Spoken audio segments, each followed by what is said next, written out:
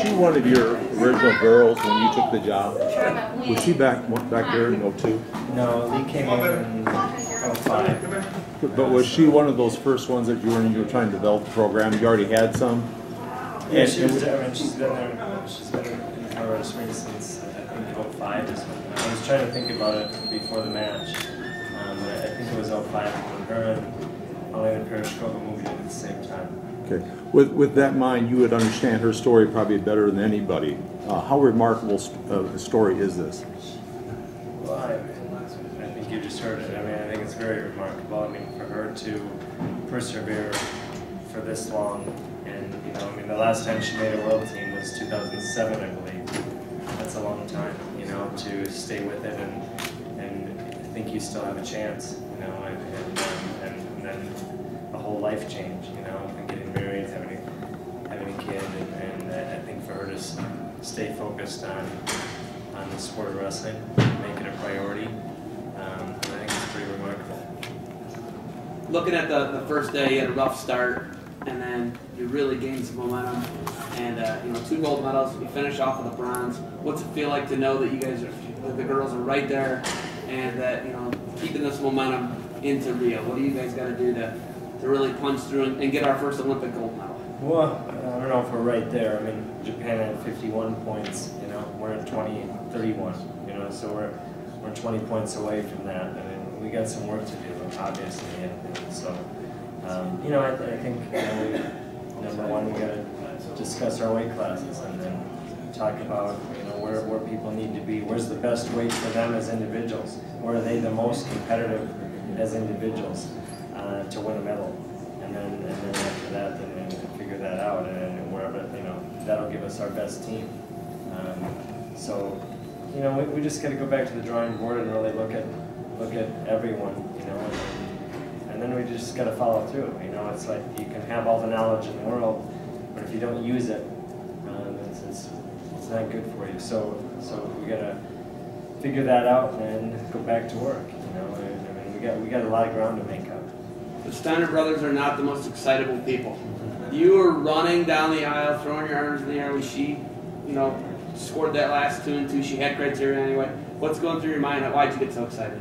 Well, I mean, number one, you've got an athlete out there that has worked years and years and years for something to hang around her neck, and so she's winning the medal. Okay. Number two, winning that match. Whoever won that match was going to be in 3rd place, either Azerbaijan or us. So that's a huge, you know, for us to be 3rd in our country at the World Championships, I think is very important. You know, it's very important for our people to see that we have a program that can compete and can be in that mix, and to do that at home is special. There's no doubt about it. What does that mean for the future? All the athletes, or most of them, have talked about the responsibility they feel towards growing women's wrestling in this country. What does it mean to have such a good team showing? I know you guys had higher hopes, but to have a solid team showing here. Yeah, I think it means a lot. I think that you know, when you have this much coverage, I mean, we don't get this much coverage very often for women's wrestling in the U.S. and you know, to have that and expose that. I mean, the girls realize that, you know, a weekend like this weekend or this week, you know, can move women's wrestling forward more in 3 days than we can in 10 years, you know, and I think they did a great job of showcasing who they are. Maybe our performance wasn't where we wanted it to be altogether, but I think what you saw was some great personalities and some great wrestlers and some great human beings, and that's really what it's about. And then, you know, the sport has advanced these people as human beings, and that's what it's all about. Coach, a lot of people say that military people, servicemen and women, are some of the best adult learners. How coachable is Lee? We've had our challenges. We've had our challenges. You know, I mean, Lee's an individual. She beats to her own drum. There's no doubt about it. And you got to find a way as a coach to work with that. You know, and that's not easy when you're a regimented person and you want structure and you want, you know, discipline and structure all the time. But I think that's the job. You know, everything's not black and white, and most of the time we operate in a gray area. And so it's finding a happy medium for both parties that still works, and so I guess we got somewhere with it, you know. I'll try to pull it more to my side, but you know, she did a great job and she performed. The bottom line is, when she stepped on the mat, she had purpose, and I think there was a lot of reason for her. And number one, it was, you know, she has a daughter sitting in the stands. I mean, what can she really show her daughter that her daughter can be a part of? I mean, that's huge. She's at home. It's 9/11. She's winning her first medal at 35 years old. You know, she's winning a team, putting a team into a bronze medal situation as a team. I mean, there were so many purposes and reasons for her to go out on that mat and perform. So she had purpose out there today. Terry, you were a bit frustrated that first night. From what you've seen the last 2 nights, did that change your feelings about this group? Well, you know, we still got changes to make. I mean, I love this team and I love our program. We got some good people in our program, and that's not just wrestlers coming out, that's people that have been a part of the program as wrestlers and now are giving back.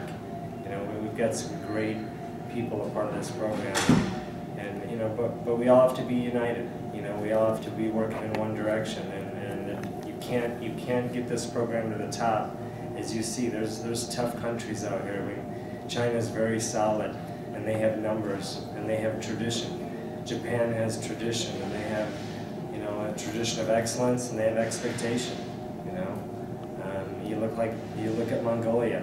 They're united in their vision. You know, I mean, they all come from the same location, and they're very strong, and they're hard workers, and so, you know, there's a lot to overcome. You know, I mean, we're a big country. You know, and we're a country of being your own person and being your own, having your own values and morals, but we still have to be united in one vision as we move this program forward. And so, you know, it's taking the people that are in the program, the athletes, and making them understand, you know, that maybe things aren't perfect, but where we've come from, where we were 20 years ago, we need to be thankful for that. But yeah, we can't be satisfied with it either. We got to keep pushing forward, and then it's getting the people that have been a part of this program back involved and helping us, because they're the ones that can pull us up, and they've been there and done that, and they can pull us up and show us the way. And so everyone has to be united and working together to move this forward and move to the top, and that's the only way it happens. One person doesn't do that. It takes a team of people and really an army of people to make that happen. Congratulations. Congratulations, Coach. Thanks, Coach. Good.